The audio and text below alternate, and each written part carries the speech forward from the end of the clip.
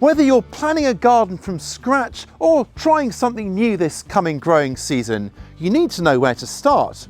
Well, in this video, I'm going to run us through a typical year in my garden so you can avoid the pitfalls and follow my blueprint to success.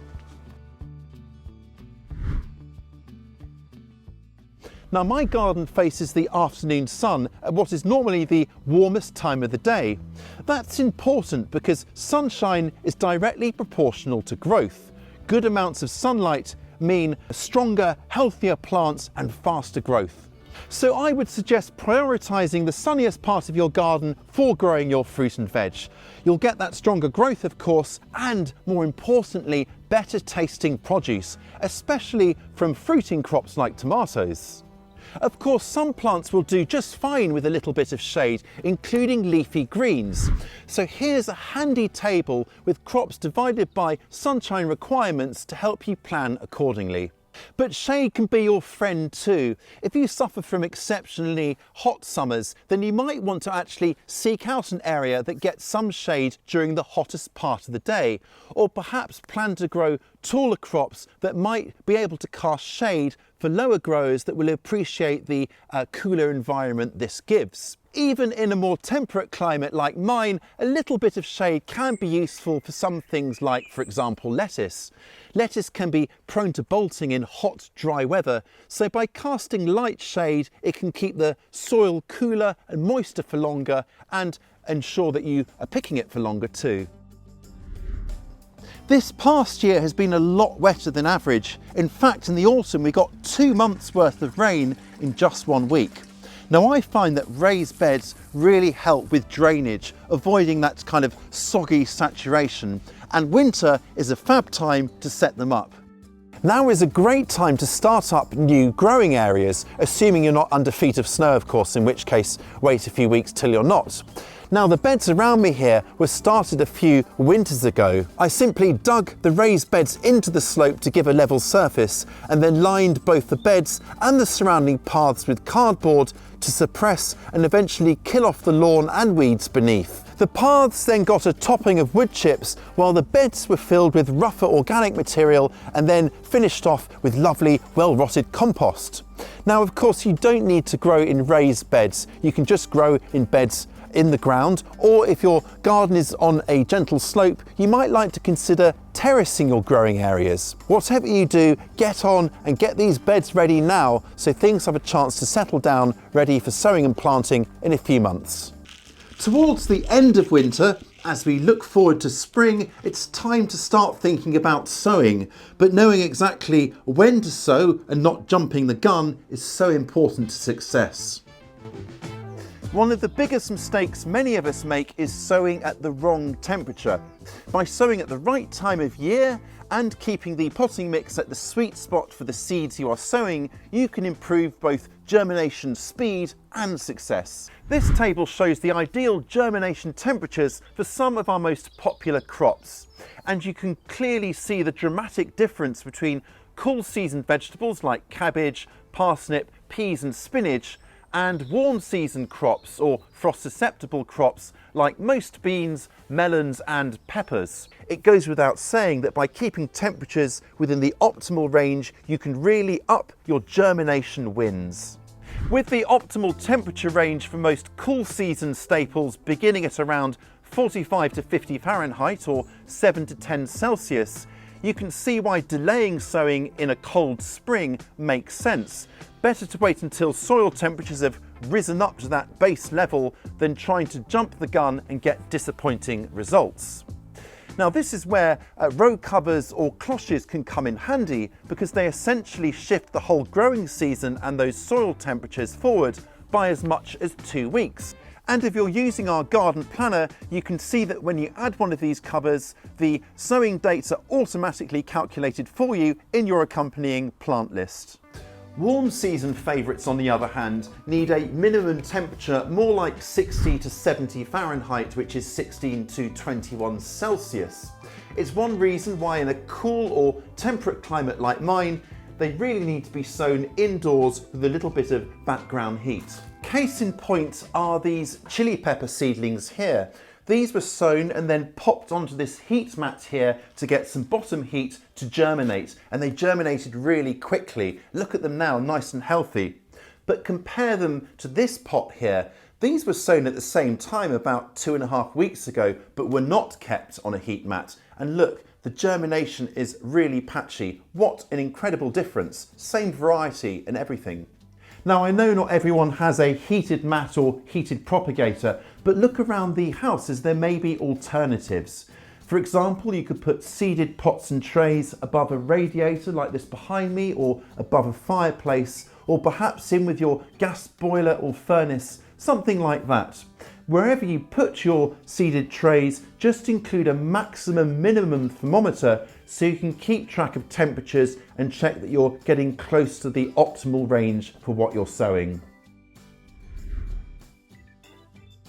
Once your seedlings are up, it's time to transplant them to keep them moving along nicely, ready to plant out in a few weeks' time. There is one job I enjoy more than any other, I'd say, and that's transferring seedlings from recent sowings into their own plugs or pots.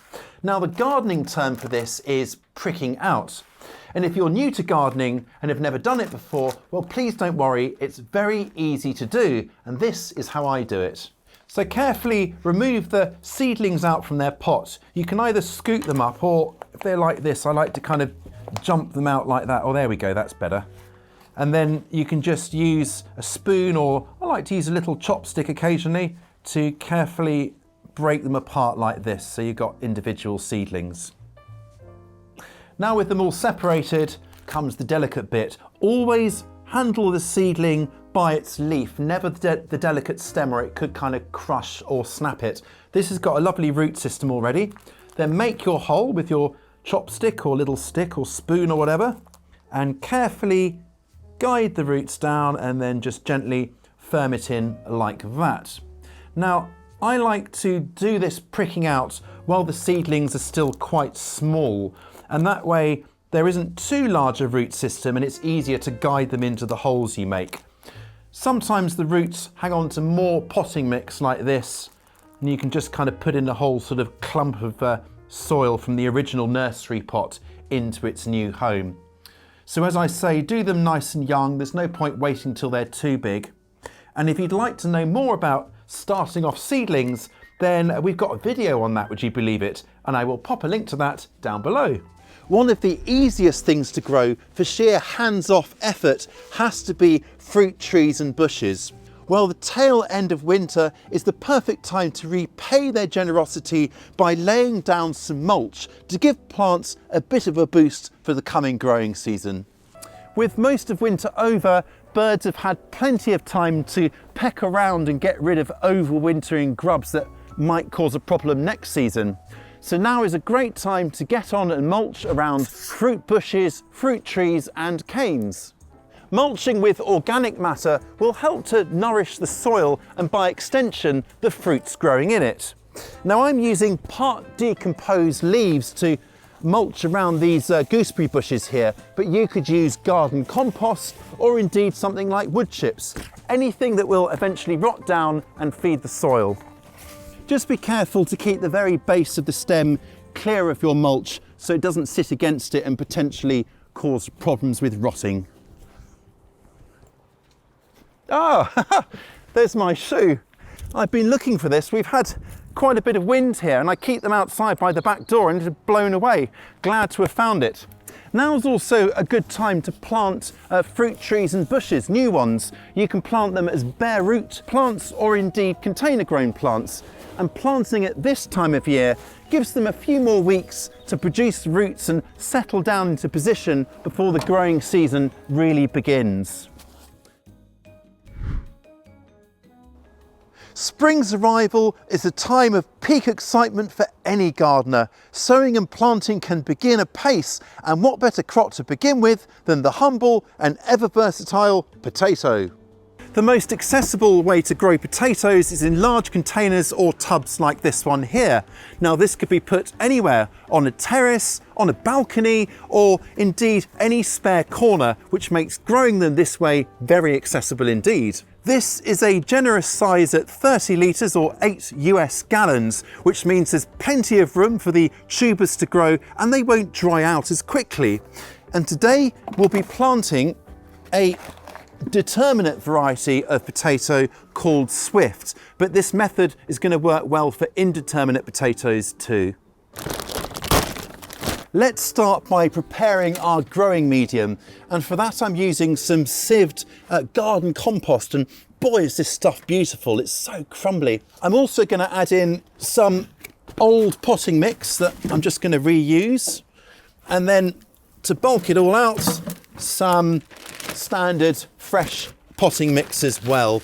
Now this three-way split saves on new potting mix because it is quite expensive stuff. So it makes it a bit more economical. And then to finish it off, just to give it a further boost, just a really small handful of general purpose organic fertilizer. And I'm using some blood, fish and bone here. You can also often find organic potato fertilizers tailor-made for this, but this stuff should do just fine. And now I've got to give it a really good mix up so everything is evenly combined.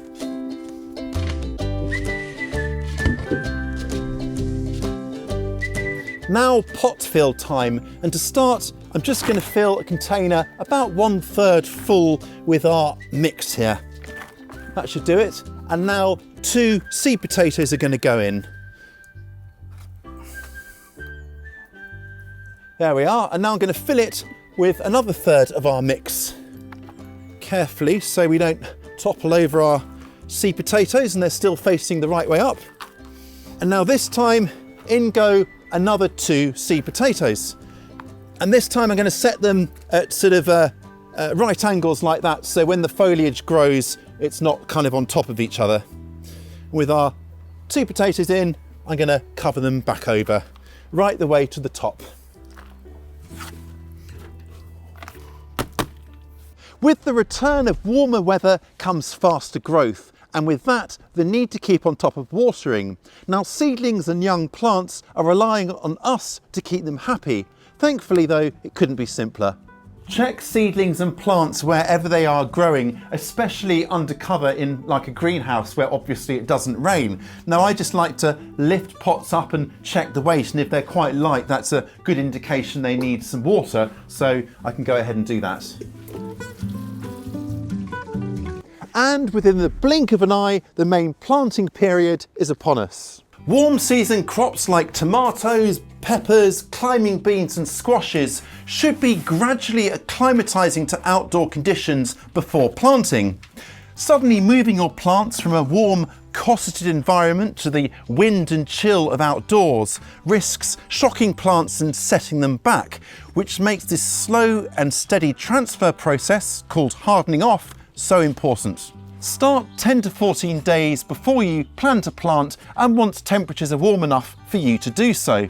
Now bring them out on a nice kind of calm, sunnyish day, and then gradually increase the time that they are spent outside before bringing them in at night. Now initially I'll leave them here in this fairly sheltered corner for maybe 3 or 4 hours or so, and then extend the time gradually over that time frame.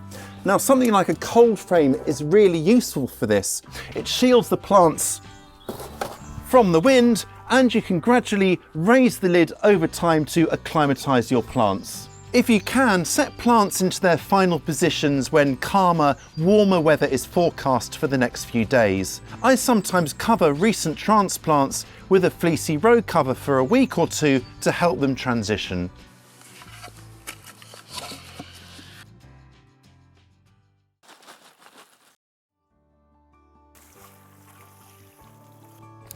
I started these fava beans or broad beans last month, and now I've got these beautiful stocky seedlings.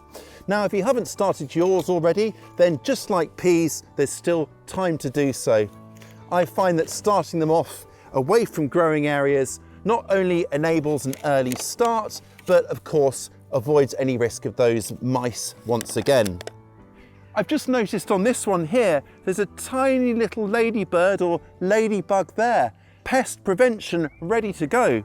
Now I'm going to set these guys well, apart as they are here, if I was growing individual plants, these are in clusters of 2 or 3, then I would set them maybe 9 inches or 23 centimetres apart each way. I'm going a bit further than this because they've been sown in as little clusters like that. But I reckon this spacing here should be about right. And it's nice and warm now. These are nice and stocky, so I'm not going to cover them or anything like that. But what I will do is add some supports for them because they will grow a bit taller, but they won't need them yet, and I'll show you how to do that next month. I probably could have used a trowel, but there's something very satisfying about getting your fingers in the dirt, and I know it's good for you as well. Now, fava or broad beans grow really well in containers as well, but do pick a dwarf variety to keep things manageable. It's easy to overlook flowers in the vegetable garden, but they are so important for attracting beneficial bugs, as well as, of course, adding a splash of welcome cheer. What are your favourite flowers to grow? Mid-spring is the ideal time to be sowing frost-sensitive or half-hardy annuals. Now, I've already started some off. These are my Sweet Alyssum and French marigolds here. They're almost coming into flower, but I need to be sowing some more. And I've got 2 things I'm going to sow now, some beautiful cosmos and some zingy zinnia. Both of these are really attractive to pollinating insects and pest predators, so they are well worth growing in the vegetable garden, where they will also add a little splash of colour. Now I'm just going to sow them over the surface and then lightly cover them over, starting with our cosmos here. They've got these lovely kind of like spear-like seeds, which are nice and easy to sow. And then our zinnias. Just scatter these over the surface. They're a little bit chunkier. And then lightly cover both pots over with a touch, just a touch of sieved or screened potting mix. These will grow best in the warm, or germinate best in the warm, so after watering them, I'm just going to take them inside to a sunny windowsill to germinate. And once they have, they'll come back out here to grow on, and I will transfer them into their own plugs.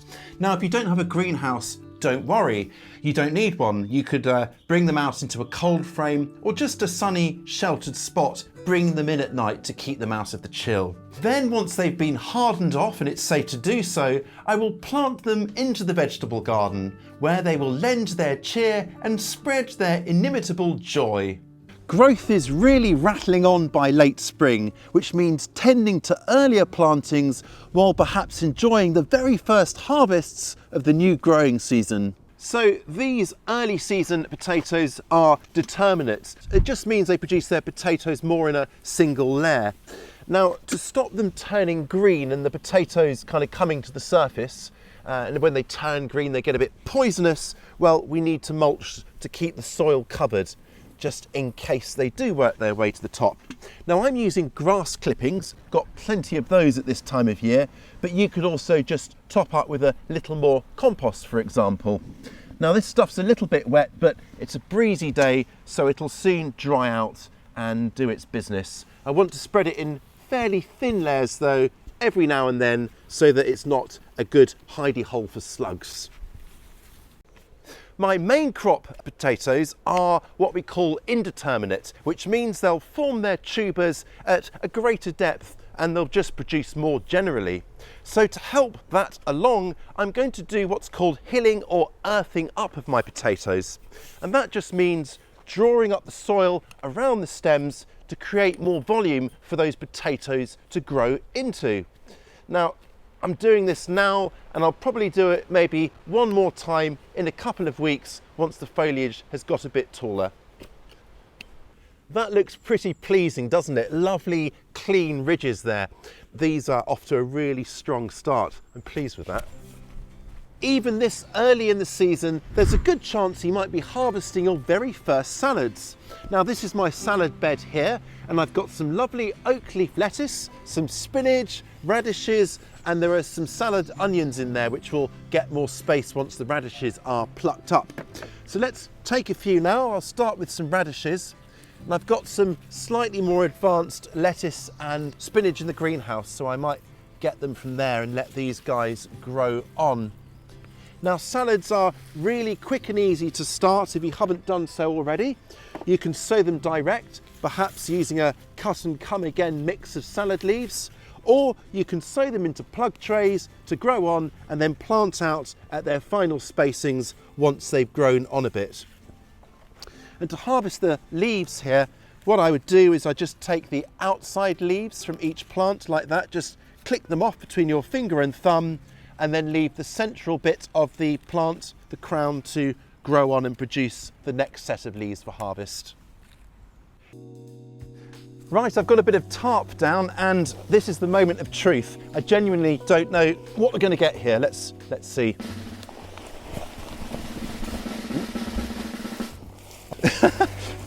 There we go. I am absolutely thrilled about this. Yes, they're not the biggest, but these early creamy sort of hen's egg sized potatoes are absolutely the royalty of all potatoes and will make a fantastic early salad. This is what gardening is all about. Moments like these. I know these are going to be just sublime. Wow.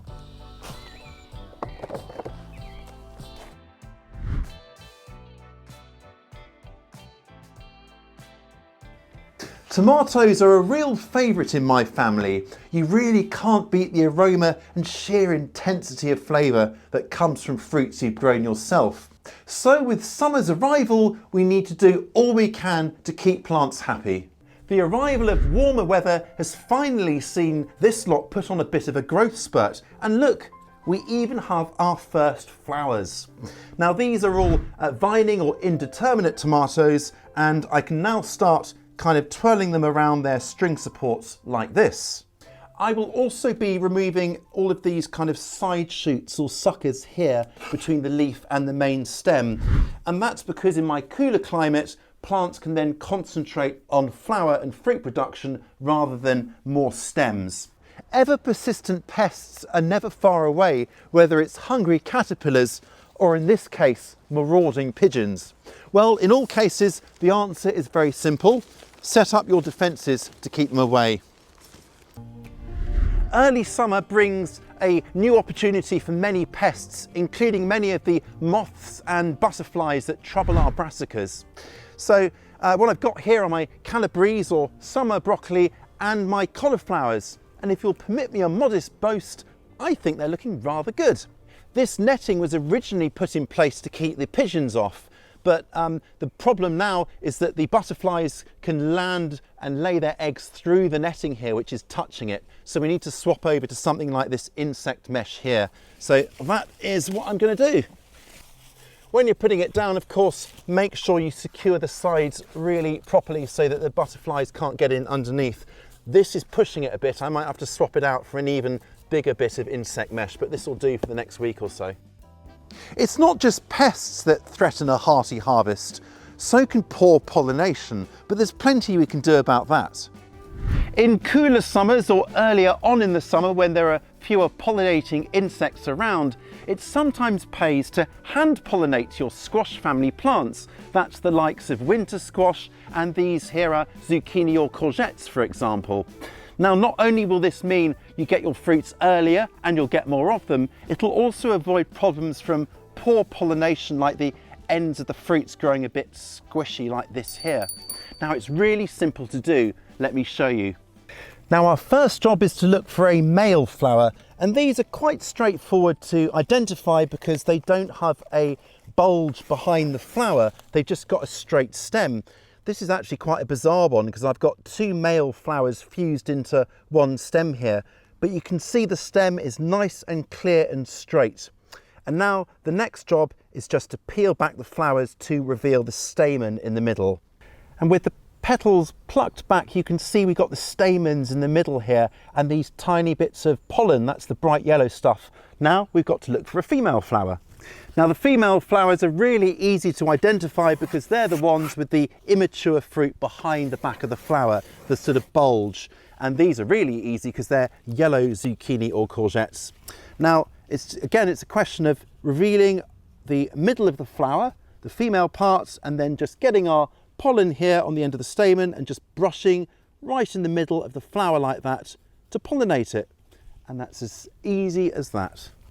Now each flower should do, I would say, at least kind of 3 flowers, maybe 3 females.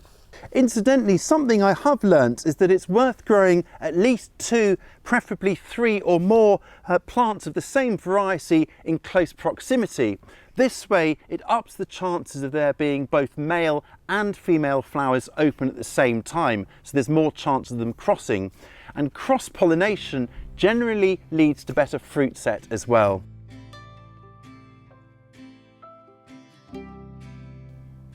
Corn is wind pollinated, which is why we plant it in a block like this to maximise the chances of the pollen drifting down from the tassels at the top of the plant to the silks at the end of the young cobs halfway down. And this is what a cob looks like if it doesn't get enough pollen to properly pollinate the whole thing. Because of this, and if there isn't enough wind, I like to just tap the stems of the corn to release clouds of pollen that really maximise that pollination effect. That way I'll get cobs with many more kernels nicely filled. This simple act will greatly improve things, especially if your garden is sheltered like mine. Soil fertility is also important to give your plants a well-earned boost. With the halfway point of the growing season upon us, there's no time like now to top up soil fertility. Now, a good dollop of nutrient-rich organic matter added earlier in the winter, for example garden compost, should power along most crops for much of the growing season. But if you do notice that plants are struggling, they haven't quite reached their stride, or they just seem to be a bit like that, well, it's time to break out the organic fertiliser. Chicken manure pellets are a fantastically concentrated form of organic matter, far more concentrated than fresh manure. Now this is great just sprinkled in around actively growing plants and tickled in at around 4 to 5 ounces per square yard or 150 grams per square metre. A great alternative is blood, fish and bone, and it's used in much the same way, just at half the concentration. This stuff is really great for root growth, which gives therefore stronger crops and better yields. Now, as a general rule, a small handful like this is just over an ounce or 35 grams, so use that as a kind of a measure. Now, if you're not keen on animal-derived fertilisers, well, no problem at all. Look out for organic, vegan, plant-based alternatives which will work just as well. It's hard to imagine now, but the heat of summer can prove a bit of a challenge, especially when it comes to keeping our plants happy and hydrated. Now, watering is a bit of an art, but getting it right is so important. So how do you know when it's time to water? Well, everyone's got a portable moisture checking tool, your finger. Just stick it down into the soil an inch or 2 deep where the roots are and have a little bit of a feel. Now, if it's cool and damp down there, like it is here, well, there's enough moisture. But obviously if it's dry and dusty, get on and get watering.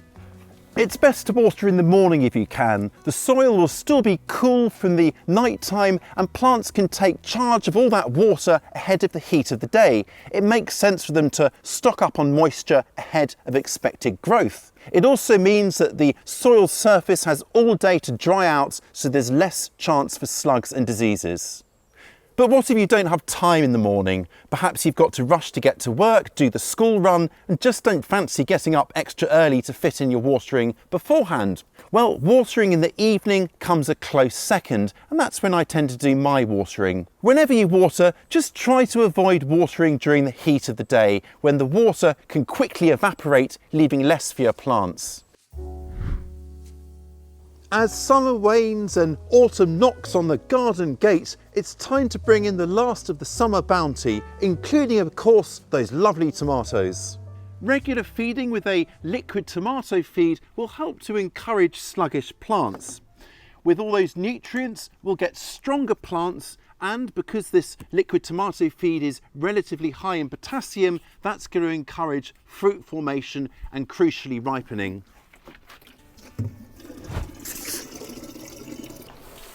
In the summer months, I like to feed my plants at least once every 2 weeks. Now, please don't skip on this vital stage. It will dramatically improve both the quantity and the quality of your fruits. The best taste comes of course from tomatoes ripened on the vine or bush, and warmth really helps with that. So as days start to cool off, consider shutting windows, doors and vents, especially as we approach nighttime, to lock in more of that precious warmth.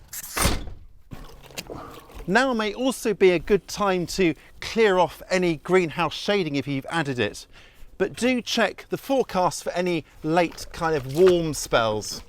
Now my greenhouse hasn't got any shading on, but it is naturally a bit grubby, but that has paid off quite well because it's well cast shade, hasn't it, during the hottest weeks of the year. But as cooler days approach, it makes sense to give the greenhouse roof a bit of a scrub. Later on in the summer, as we tip into autumn, say 6 to 8 weeks before your first expected frost date, it's worth removing any more flowers that appear. Shorter days mean dramatically slower growth, and flowers that appear now are very unlikely to set fruit, swell and ripen all in time, so pick them off, though in warmer climates you may get away with that. With cordon or vining tomatoes, pinch out the top of your vines as well as any side shoots to effectively stop vegetative growth in its tracks. With the flowers removed and any excess foliage removed, the plant has no choice but to concentrate all of its efforts into ripening those fruits. If shortening days and cooler weather make you think time is up in the garden, think again. There's still plenty to be sowing, including 2 of my favourite leafy lovelies. Arugula or rocket loves the cool of early autumn and will even thrive in partial shade. Now just scatter the seeds this time over your raked soil like this. This is what's called broadcast sowing because the seeds are being broadcast all over. You can then add a little bit more compost or soil over the top to cover them, or my preference, just lightly rake the soil to contact the seeds with those crumbs of soil like that, and then, just to be sure, firm everything back with the back of the rake like that. Water them gently and keep the soil nice and moist, and before long you will have those lovely fresh, vibrant greens ready to pick.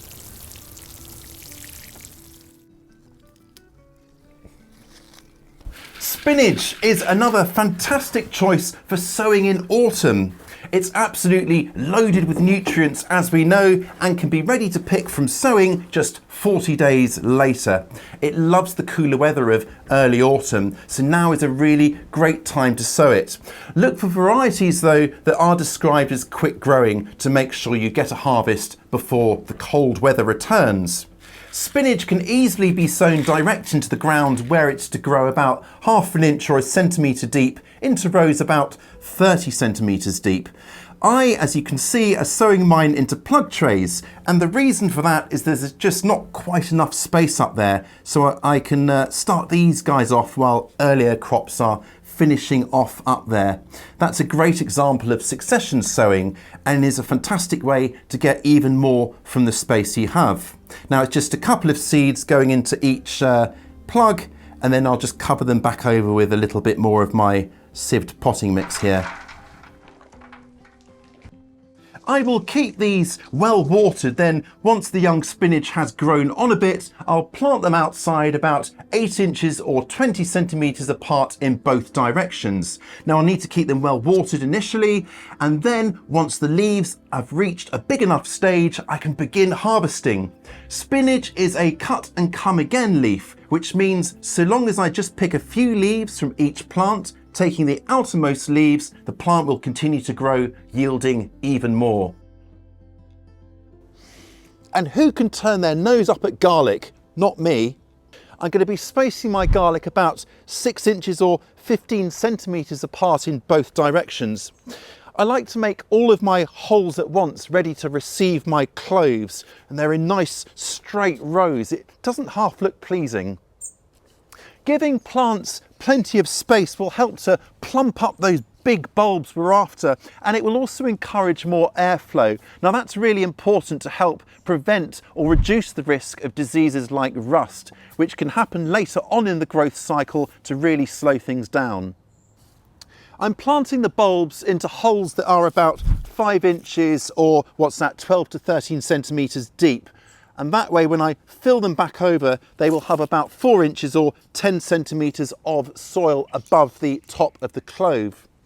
Now, you want to get them planted the right way, so pay attention. You want the flat bit here, that's where the roots emerge, facing downwards, and the pointy end, that's that bit here, facing up, because that's where the leaves will emerge from. And so with the trees shedding their leaves and the first frosts comes those quieter months, a chance for us to take a breath and take stock, but not before taking advantage of that annual bonanza, fallen autumn leaves. Autumn is a time of huge excitement for me because I know there are piles of leaves just waiting for me to hunt down, rake up and selfishly hoard to use in my garden. For this year's leaf mould pile, I am making a leaf mould cage. Now, what this does is simply contain the leaves to stop them getting blown away by the wind, and as they decompose, they will also offer a home for wildlife.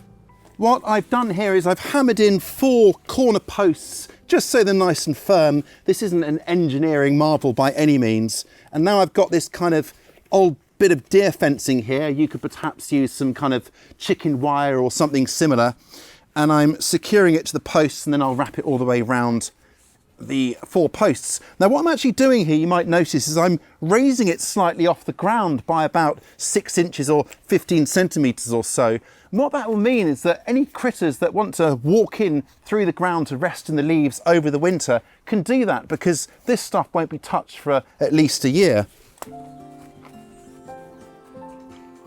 And now I'm just kind of tying on a makeshift little door like this, and I'm going to create a sort of fastener by just weaving in a bamboo cane like this into the sides. That way I can open and shut the door nice and easily. It'll just make accessing the leaf mould so much easier, so I won't have to kind of hover over and dig it out. I can just sort of scrape it all out when it's ready.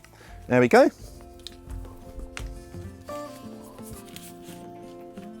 Help, I'm trapped. You can speed the whole process up by including some sort of greens within your leaves, for example grass clippings, and a great way of doing that is just to put your leaves on the ground and then go over it with a lawnmower, which will pick up some of the grass clippings as well. Now this will give a final product that is slightly richer in nutrients, so it won't be suitable for all uses such as a seed starting mix. You also want to make sure that your leaves are nice and damp. These here are just perfect. They've got a lovely sheen to them. That will help all the mycelium of the fungi that will help break these down, colonize your leaves. But if they are too dry, you can always water them as you feel.